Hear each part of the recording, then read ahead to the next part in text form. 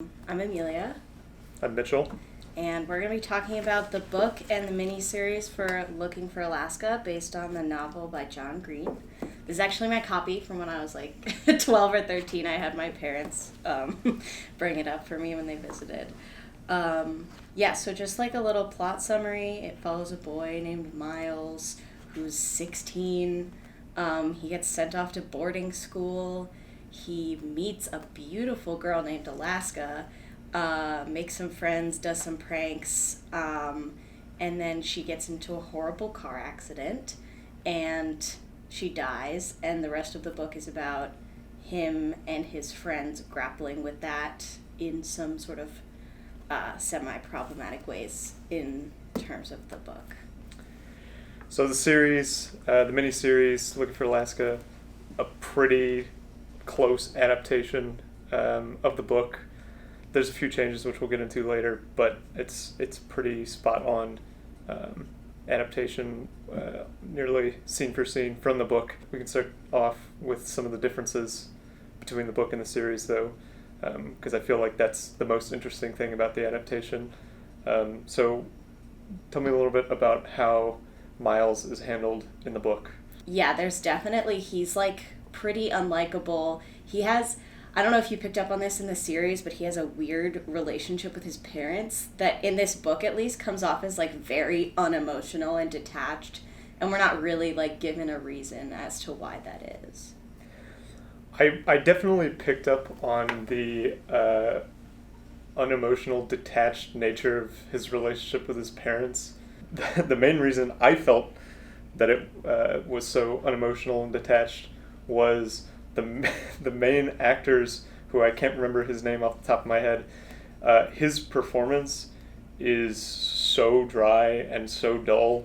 We can talk about another change, or what seems like a change from the book, and that's the discussion of race and class, which in the series, the character of the Colonel is black.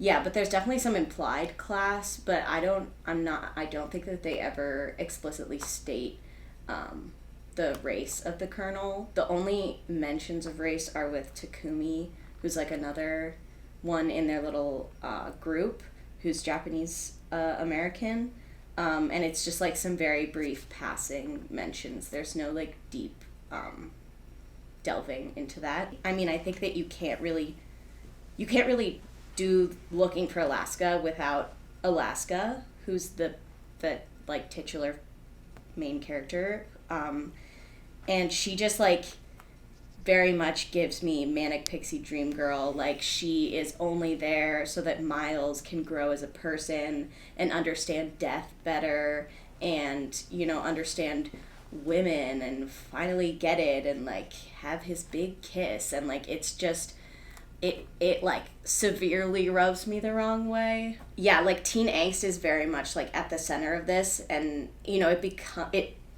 becomes something a lot more deep when he is dealing with like very heavy emotions like grief. But it is interesting to see how like the teen angst, like he is just as much of a drama queen like before and after. It's just like being like channeled into something that is like not teen angst. It's like grief and death and like these more heavy ideas.